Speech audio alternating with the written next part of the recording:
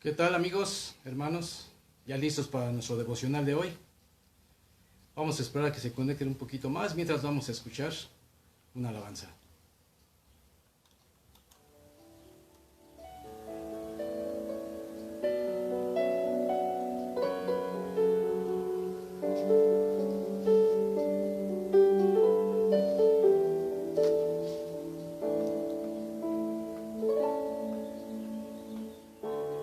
Noble sostén de la esperanza mía, fuente de vida eterna, tan solo el alma que en sus fuerzas fía tiene paz, tiene paz, mi sostén es Jesús. Nunca en la lucha desmayar podré. Saludos Arturo, Jessy, L, Marianito, mi esposa. Gracias por conectarse. Nunca en la lucha desmayar podré.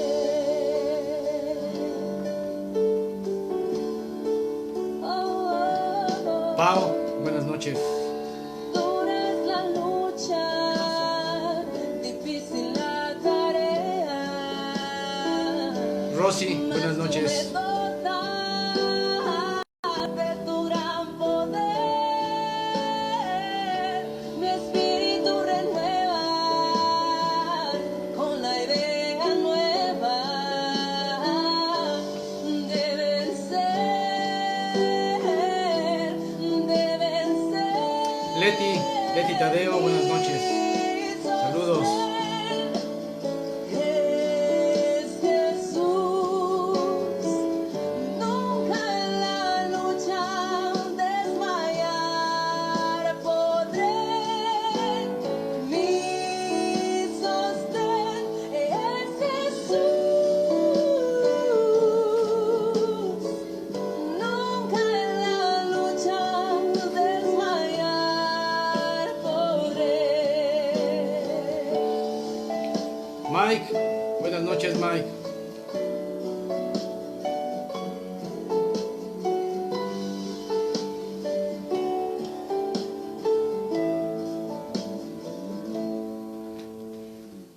Hola Nieto Ángel. Yo soy muy Mike, débil, Nieto, buenas noches. pero en ti soy fuerte. Nunca en la lucha desmayar podré. Saludos Daf Coronel, Si tú buenas estás noches. conmigo, mira la misma Saludos a mi hermano, a Titi, a mi papá, buenas noches, están conectados a escuchar la palabra.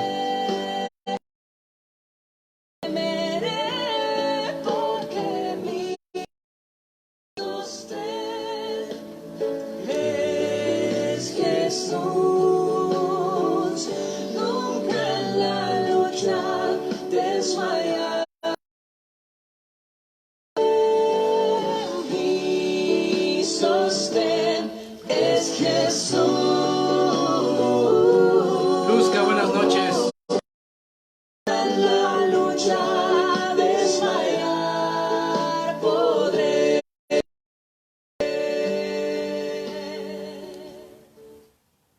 Así es, hermanos, amigos, nunca hay que desmayar, siempre hay que estar luchando. Jesús está con nosotros, Dios nos cuida, nos bendice. Pues saludos, buenas noches, hermanos, amigos, nietos, sobrinos, familia, muy buenas noches. Hoy vamos a continuar con nuestro devocional, como todas las noches. Saludos a todos los que se han conectado. Pipe Tadeo, buenas noches. Y todos los que se van a seguir conectando, muy buenas noches. Los invito a hacer una oración.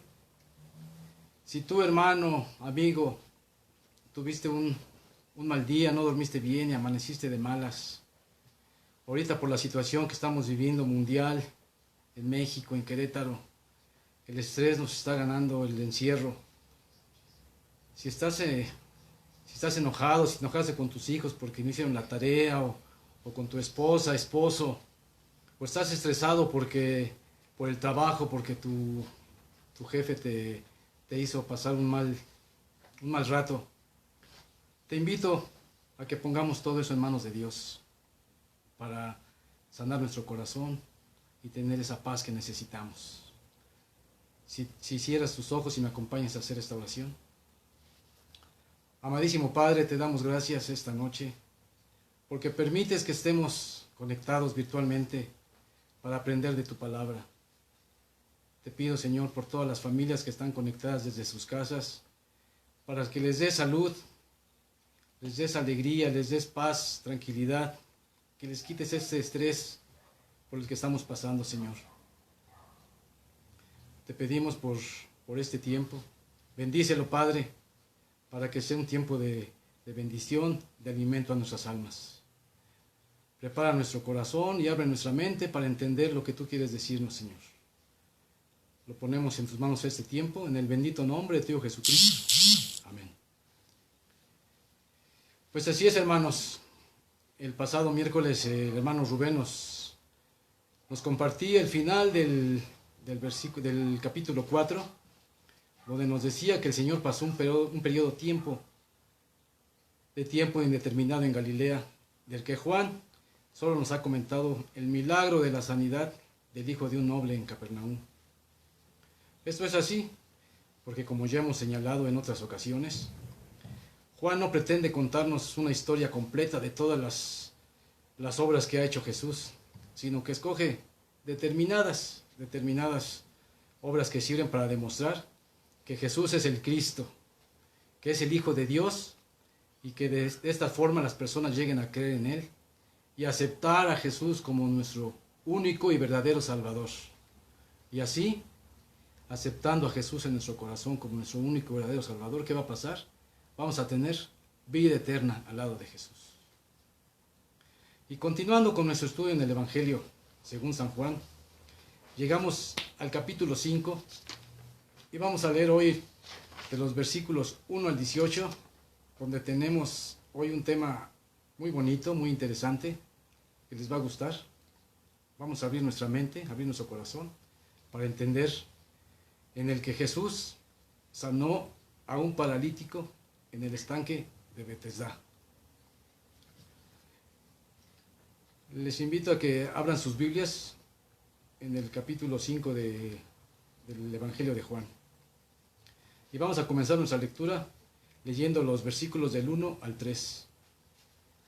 Dice el versículo 1: Después de estas cosas había una fiesta de los judíos y subió Jesús a Jerusalén. Y hay en Jerusalén, cerca de la puerta de las ovejas, un estanque llamado en hebreo Betesda, el cual tiene 5 pórticos. En estos yacía una multitud de enfermos, ciegos, cojos y paralíticos, que esperaban el movimiento del agua. ¿Qué nos dice esto? Ahora vemos que Jesús regresó nuevamente a Jerusalén con motivo de una fiesta de los judíos.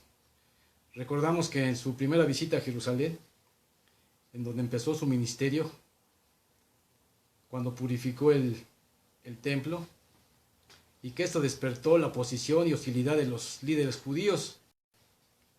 Ahora, en su segunda visita a Jerusalén, rápidamente veremos que la actitud de los judíos endureció todavía aún más en contra de Jesucristo, hasta el punto de que se pusieron de acuerdo en perseguirlo y querían matarlo.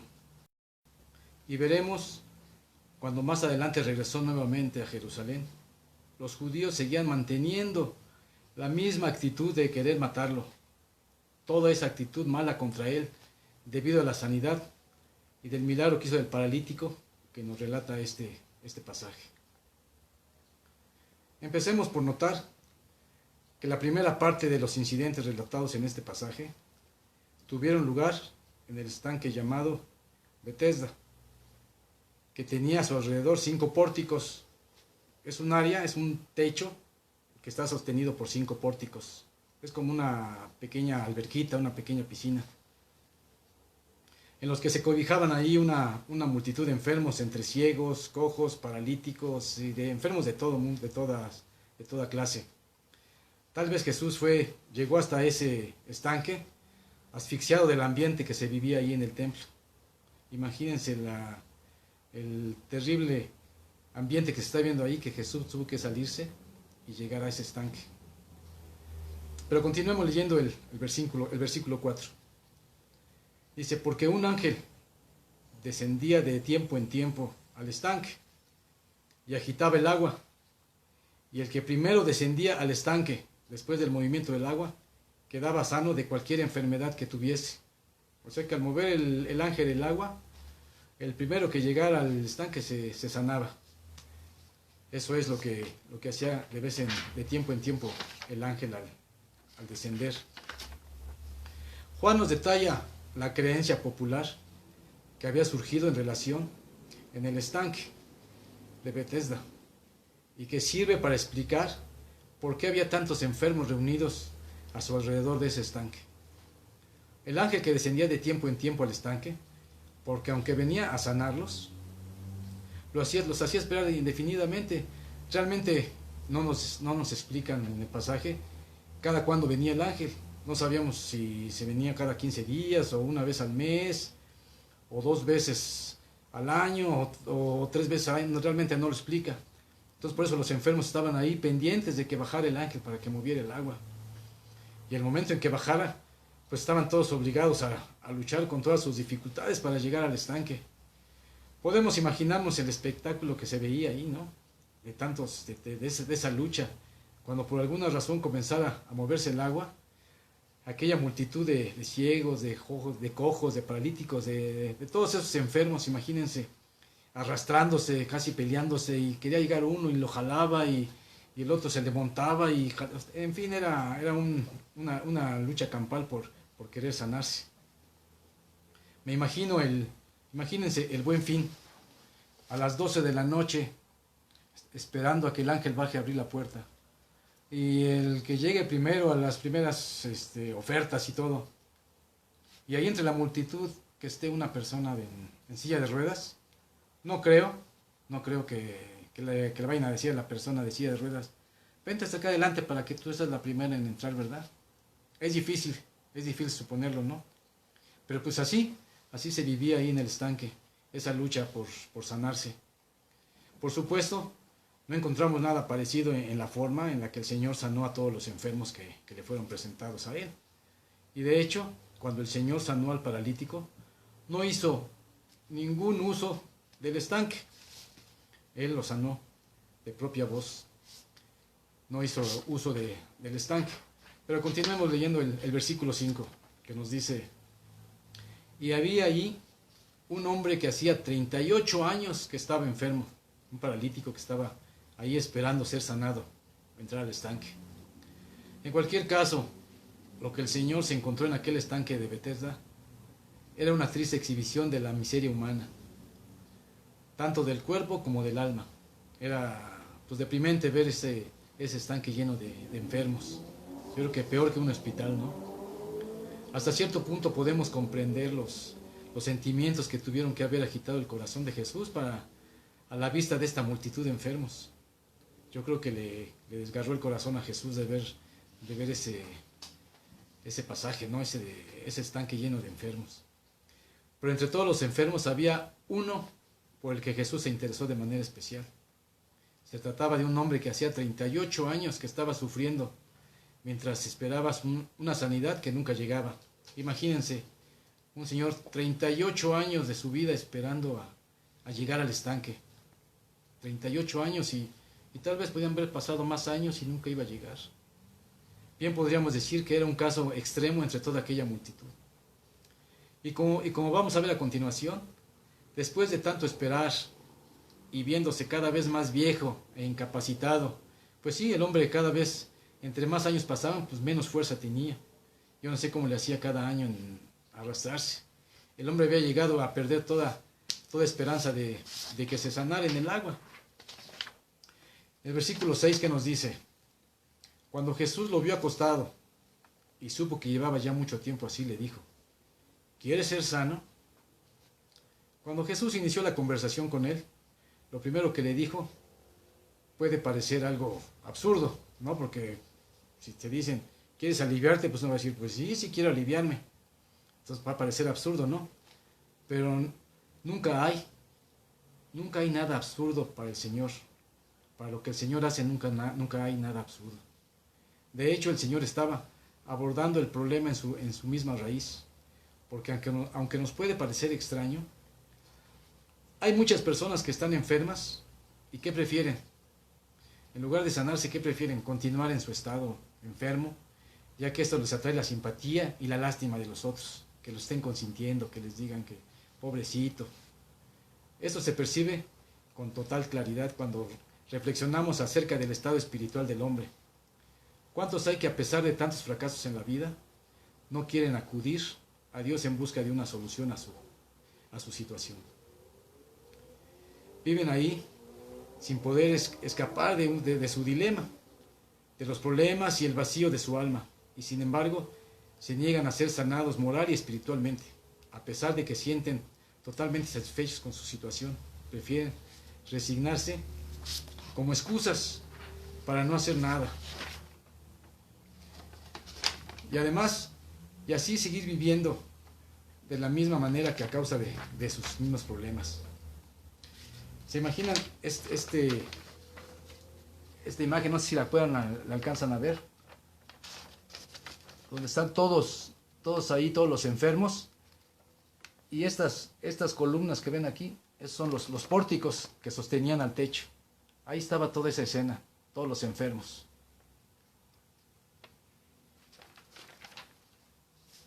Bueno, continuamos. Como decía que todos dejamos, muchas veces no vemos el problema de la enfermedad y dejamos pasarla porque preferimos que nos consientan. Y cuando lo tenemos, muchas veces, ¿qué hacemos? Buscamos una solución, o vamos aquí, vamos allá. ¿Y qué es lo que hacemos hasta el último? Dejamos hasta el último la ayuda de Dios. Siempre pensamos hasta el último en Dios. Y yo creo que lo primero que tenemos que hacer es hincarnos y ponernos en la mano de Dios nuestra enfermedad, nuestros problemas. Por tanto, la pregunta con la que Jesús inició la conversación tenía como propósito que aquel hombre manifestara que realmente quería ser sanado. ¿Qué nos dice el versículo 7? Señor, le respondió el enfermo, no tengo quien me meta al estanque cuando se agite el agua. Y entre tanto que yo voy, otro desciende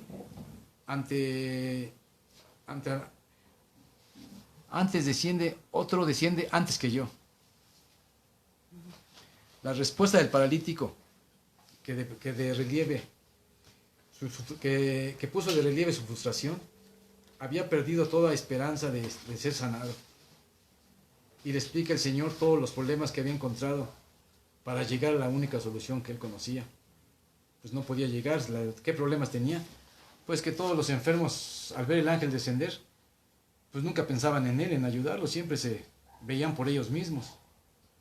No es de extrañar su desánimo del pobre paralítico, ¿verdad? Porque pues tantos años y no poder ser sanado, estar todo el tiempo ahí echado en su lecho, después de tantos años de perseverar sin descanso, en lo que no solucionaba su problema. Había llegado a darse por vencido, pero lo más grave de su estado era cuando Jesús se presentó ante él. Su frustración le impedía darse cuenta de que tenía delante de sí la verdadera solución a su situación. Imagínense si nosotros estuviéramos enfermos y de repente se nos aparece Jesucristo, ¿qué haríamos? Yo creo que nada más de verlo nos curamos, ¿no? Y no sabemos, nos ponemos pálidos, no sabemos ni qué hacer. Se nos quita la enfermedad, o nos da más fuerte de la alegría o del susto. No sabemos, ¿verdad? Imagínense de ver a tener a Jesús aquí presente, en vivo. Por otro lado, también aprovechó la ocasión para dar rienda suelta a su amargura y culpar a los demás por la falta de interés y solidaridad para ayudarle. Pero pues creo que esto era normal de que no le quisieran ayudar. Bueno, no es normal, pero así somos los humanos, ¿no? O sea, a veces preferimos ver lo de nosotros. Esta falta de amigos o familiares que se mostraba dispuestos a ayudarle, aún no nos hace sentir más simpatía por este paralítico. Nos da más lástima a esta persona, ¿no? De ver que estuvo tantos años ahí tirado. Pero lo cierto es que así somos los seres humanos.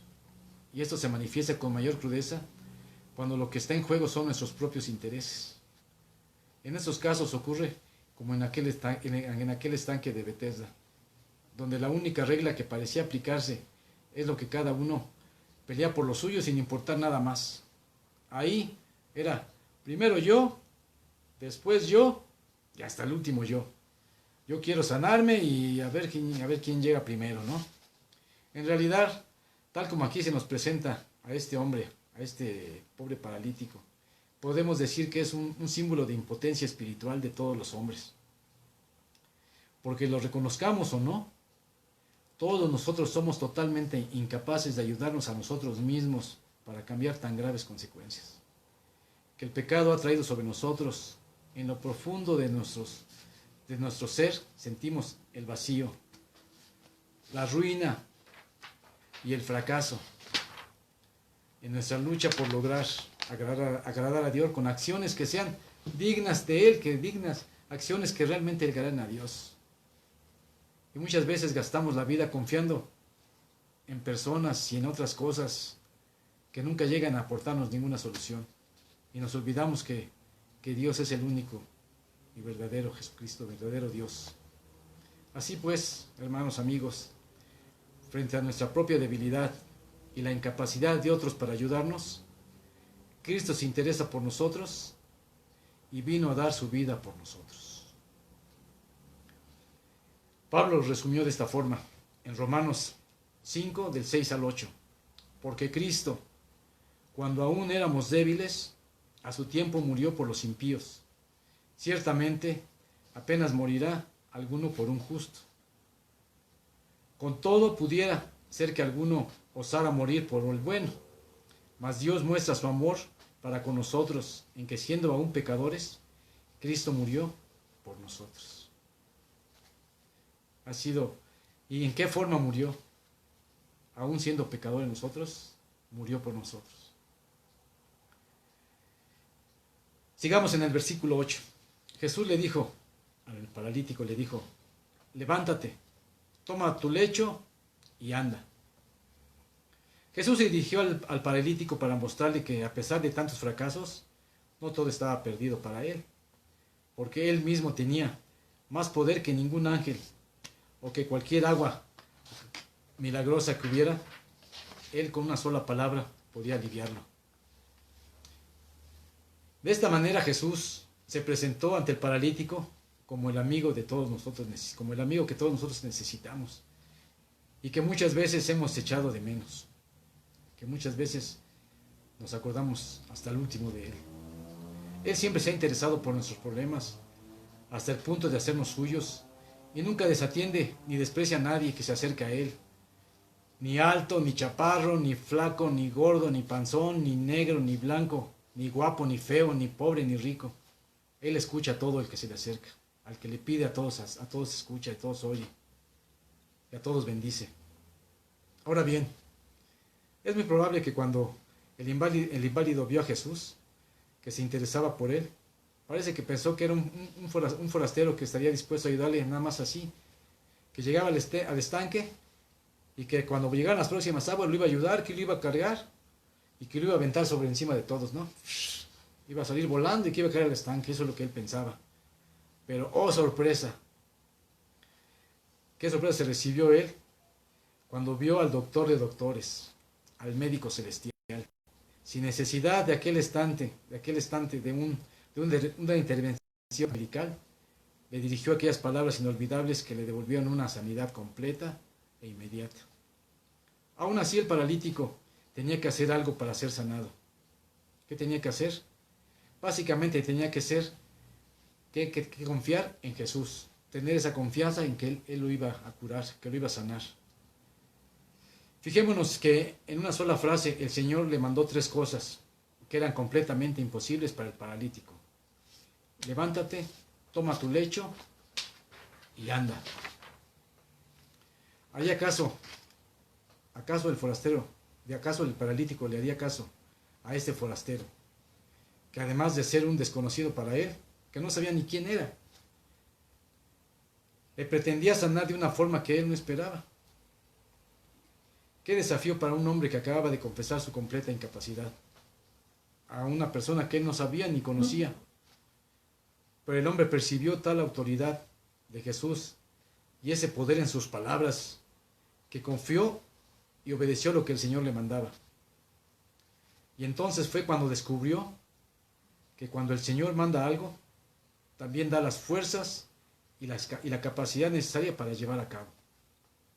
Y así, al instante en que Jesús le dijo, levántate, aquel hombre fue sanado. Aquel paralítico se levantó, tomó su lecho y se fue caminando. De esta forma se resalta el carácter completo y repentino de la curación. ¿Qué nos dice el versículo 9? Y al instante aquel hombre fue sanado y tomó su lecho y anduvo. Y era día de reposo aquel día. La historia no termina ahí, de hecho. Este momento marcó el comienzo de una larga controversia entre Jesús y los líderes judíos, porque aunque pudiéramos pensar que un milagro de esta sanidad tan extraordinaria como la que fuera del paralítico alegraría a todos los que llegaran a conocerlo, pero ¿qué creen? No fue así. Para ellos no fue la gran cosa. Los judíos no tardaron en aparecer en escena para criticar lo que Jesús había hecho. Desde su punto de vista, el poder y la misericordia manifestadas por el Señor al sanar completamente a aquel hombre, aquel paralítico, no tenía ninguna importancia. Para ellos todo podía ser ignorado, porque lo único que les parecía importante es que según su interpretación de la ley, había quebrantado el día del reposo. O sea, para ellos era más importante su día de reposo que un paralítico pudiera caminar. Imagínense la mente tan cerrada de estos judíos en ese tiempo. Leamos el versículo 10 y 11. Entonces los judíos dijeron a aquel que había sido sanado, es día de reposo, no te es lícito llevar tu lecho. Él les respondió, el que me sanó, él mismo me dijo, toma tu lecho y anda. ¿Qué es el lecho? El lecho es una cama, un diván, es un mueble. Pero su lecho pues era una alfombrita, un tapete, no nos dice cuál era su lecho. Pero él andaba caminando con su cobija, ahora sí que arrastrando la cobija, caminando y dando testimonio de lo que había pasado, lo que había sucedido. Pero el propósito de Dios, al dar este mandamiento, tenía que ver con traer reposo al hombre. Así que, aunque tal vez Jesús sanó al paralítico en el día de reposo, porque quizás no iba a haber otra ocasión, aún es más probable que lo hiciera para manifestar lo que significaba el verdadero reposo de Dios. Pensemos que en el que había sido paralítico, ¿podía haber mayor reposo para él? Estando 38 años ahí, tendido en su lecho, 38 años, ¿ustedes creen que él pensaba en el día de reposo? Es como nosotros que hemos estado ahorita en cuarentena y todavía nos llega un puente del día de trabajo y todo, pues ¿cuál más reposo, verdad? Para él haber sido liberado de la humillante enfermedad que tenía, que había padecido durante 38 años de su vida. Sin duda que aquel hombre disfrutaba por primera vez en muchos años un día de reposo en condiciones, donde andaba caminando felizmente por todas las calles y gritando a mil voces, puedo caminar, soy feliz, me han sanado, me han curado. Sin embargo, los judíos no podían entender esto, no podían entender la felicidad del paralítico. Bueno, ya no era paralítico, ¿verdad? Porque lo único que les preocupaba era el cumplimiento de que estaba caminando y con su lecho en el día que era día de reposo. Al prohibir a este hombre sanado que llevara su lecho, como si estuviera haciendo algo comprobable, el que llevaba una carga a un mercado a venderla, como si estuviera haciendo cosas indebidas, hacía de la ley de la ley de Dios una caricatura, como si Dios no existiera, como si lo que hiciera Dios no valiera la pena. Y es que debajo de su religiosidad externa se escondía la dureza del corazón de los hombres, que tenían la conciencia cauterizada. ¿De qué otra manera podemos entender su actitud frente a este milagro de Jesús? ¿Qué nos dice el versículo 12? Entonces le preguntaron, ¿quién es el que te dijo, toma tu lecho y anda? Los judíos encontraron al que había sido sanado y comenzaron a interrogarlo. En ese momento en el que había sido el que había sido paralítico, se debió asustar y en su respuesta parece que intentó liberarse de cualquier responsabilidad.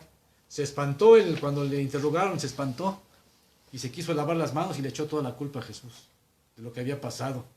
Dice, no, pues él me dijo, él me sanó, él me dijo, toma tu lecho y anda, y pues yo lo obedecí, ¿verdad? Díganle a él. Así muy quitado de la pena, ¿no? Dice, pues él ya estaba sanado. Dijo, pues pregúntenle a él. En cualquier caso, independientemente de lo que estuviera pasando por su mente en esos momentos, la respuesta que dio a los judíos ponía en su evidencia de que Jesús actuaba con un poder sobrenatural que los judíos no tenían. Porque ¿cuál de ellos podía decirle a un paralítico que se levantara y que andara? Pues no, ¿verdad? Ninguno. Pero este hecho no les interesaba, realmente. Así que lo que les interesaba es que había faltado al respeto de su ley. ¿Qué dice el versículo 13? Y el que había sido sanado no sabía quién fuese, porque Jesús se había apartado de la gente que estaba en aquel lugar. Es curioso que el paralítico no podía explicar quién era el que lo había sanado. Parece que antes de su sanidad no conocía quién era Jesús. Pues sí, era normal, ¿no? Él, 38 años ahí tirado, pues nunca supo de las veces que había ido Jesús a Jerusalén ni lo que había hecho, porque pues estaba ahí, ni nadie lo ayudaba, ni nadie le decía nada, pues nunca tenía noticias de lo que ocurría en Jerusalén. Porque suponemos que de haberlo hecho, no habría tenido muchas dificultades en encontrar a alguien que te informara acerca de él, ¿verdad? Puesto que sus señales se habían llegado a ser bien conocidas en Jerusalén. Pero continuemos. Bueno, antes les quiero compartir lo que dice Juan 2, en el versículo 23. Dice, estando Jesús en Jerusalén, en la fiesta de la Pascua, muchos creyeron en su nombre, viendo las señales que hacía. Muchos, pero el paralítico no, porque estaba ahí tendido en su lecho, jamás tuvo noticias de lo que había hecho Jesús. Pero continuamos en el versículo 14 que dice, después les halló Jesús en el templo y le dijo, mira, has sido sanado, no peques más para que no te venga alguna cosa peor. El hecho de que el paralítico no supiera todavía quién era Jesús pone en evidencia que había un asunto pendiente. Y como sabemos, el Señor no deja las cosas a medias. Dios no deja así cosas para mañana. Dios es de ahorita, nada a medias. Así que nuevamente buscó al paralítico, el que en esa ocasión encontró en el templo. Ahí Jesús vio al paralítico. Notemos que nuevamente fue el Señor quien buscó al paralítico y no el paralítico a Jesús. Su propósito en esta ocasión no era otro que el tratar con él un asunto más importante que el de su sanidad física. ¿Qué vemos entonces? Como podemos ver, eso tenía que ver con su condición espiritual, porque hasta ese momento no había habido ninguna evidencia de que el paralítico hubiera confiado en Jesucristo para su salvación. Él no sabía nada de eso, ni tampoco que sus pecados hubieran sido perdonados, porque pues no sabía realmente que era Jesucristo. Pero vayamos al final de este capítulo, en los versículos 15, 16, 17 y 18.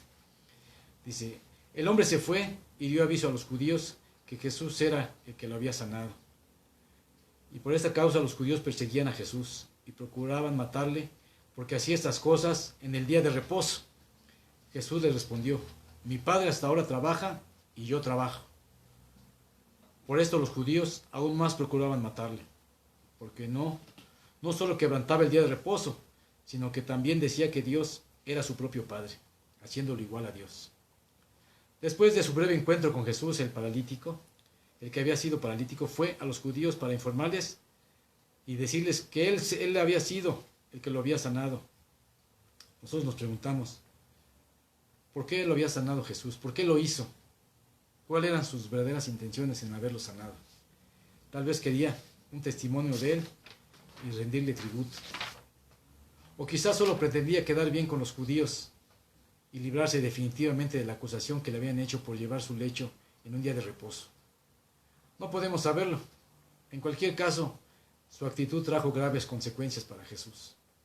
Por esta causa, los judíos perseguían a Jesús. Los líderes judíos lo perseguían y querían matarlo, porque hacía estas cosas en un día de reposo. Para ellos era muy grave lo que había hecho Jesús. Su confesión del paralítico sirvió para que se avivara aún más ese rencor y esa hostilidad contra Jesús, llegando a una confrontación abierta. Al terminar este tema nos quedamos con una sensación un tanto extraña. ¿Por qué decidió Jesús sanar a aquel paralítico? Por un lado, el enfermo ni sabía quién era Jesús, ni tampoco esperaba nada de él. Además, una vez sanado, el Señor le tuvo que advertir seriamente que no siguiera viviendo de la misma manera que hasta ese momento lo había hecho, para que no le vinieran cosas peores, por lo que hacía pensar que después de su sanidad no parecía tener intenciones de cambiar espiritualmente. Y por último, la actitud que adoptó en su trato con los judíos solo sirvió para causar problemas a Jesús. En lugar de que beneficiara a Jesús, pues fue peor, ¿verdad?, para Jesús con los judíos. Ante todo esto, nos preguntamos, ¿por qué el Señor lo sanó? ¿Qué vio en él? Y la respuesta es, lo que movió a Jesús no fue lo que vio en el paralítico, simplemente, sino su propio carácter. El Señor es muy misericordioso y compasivo. Simplemente, hermanos, amigos, Dios es bueno. Dios es amor. Confiemos en el Señor, sí, amigos, hermanos, confiemos en el Señor. Santiago 5:11, ¿qué nos dice? He aquí, tenemos por bienaventurado, habéis oído de la presencia de Job y habéis visto el fin del Señor. Que el Señor es muy misericordioso y compasivo. Y en realidad, eso es la misma razón por la que fue a la cruz para morir también por nosotros. Hermanos, no hay que perder esa fe. Ya nos dice que si tuviéramos esa fe en el Señor del tamaño de una semilla de una mostaza, ¿qué haríamos? Moveríamos montañas. Imagínense si esa fe fuera mucho más grande, todo lo que podríamos hacer, hermanos, amigos.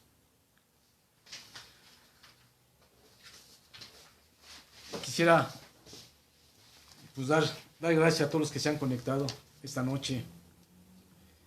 A Marianito y familia, L, Pau, Arturito, Jesse, Leti Tadeo, Mike Coronel, Lupe, Luzca, mi mamá, mi padre, mi hermano, Pipe, Claudia, Vale, Paul, Licha, a mi hijo Osvaldo, gracias por conectarte, mi hijo, Miguelito Venegas, Rosalía, la tía Live, muchas gracias a todos por conectarse y escuchar la palabra de Dios. Pues los invito a hacer una oración por estas pequeñas peticiones que hicieron. Y a ti, amigo, te invito, si no has aceptado a Dios en tu corazón como tu único y verdadero Salvador, y que perdone tus pecados, te invito que esta noche lo hagas y abras tu corazón para que recibas a Cristo en tu corazón y vas a ver cómo va a cambiar tu vida. Acompáñenme por favor a hacer una oración final. Amadísimo Padre, te damos gracias por este tiempo que ha sido de bendición para todos. Te pido por la vida de todos y esperamos en tu tiempo para que esta situación termine, Señor, esta situación mundial, para que pronto podamos regresar a la realidad y a la actividad y que nuestros corazones hayan cambiado para una vida mejor, para un mundo mejor. Esta noche te pedimos, Señor, por la familia de Gerardo Castañeda, primo de nuestra hermana Vale,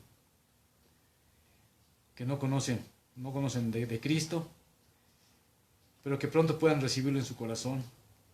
Y porque tú, Señor, le des fortaleza a la familia por esta situación, por esta pérdida, Señor.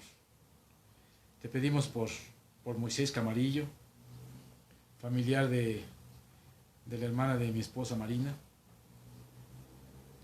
para que tú le des salud, que las manos de los doctores puedan encontrar esa solución rápida y puedan sanarlo y pueda tener esa salvación por los medios que lo están atendiendo, y todos los médicos puedan ayudarlo y esas manos puedan ser movidas por la mano bendita de Jesucristo, por ti, doctor de doctores. Te pedimos por la salud de la tía Libe y de la abuelita Silvina, que está pasando por unos malestares de salud, pero todo eso te lo pedimos, Señor, para que tú con tus benditas manos toques los cuerpos de todos los que están enfermos y des fortaleza a las familias que hayan padecido de un ser querido. Te pedimos por todos ellos, Señor, y ponemos en tus manos la vida de todos, Señor. Gracias, Señor, por tu tiempo. Gracias a todos por su tiempo. Lo ponemos en tus manos en el bendito nombre Jesucristo. Amén.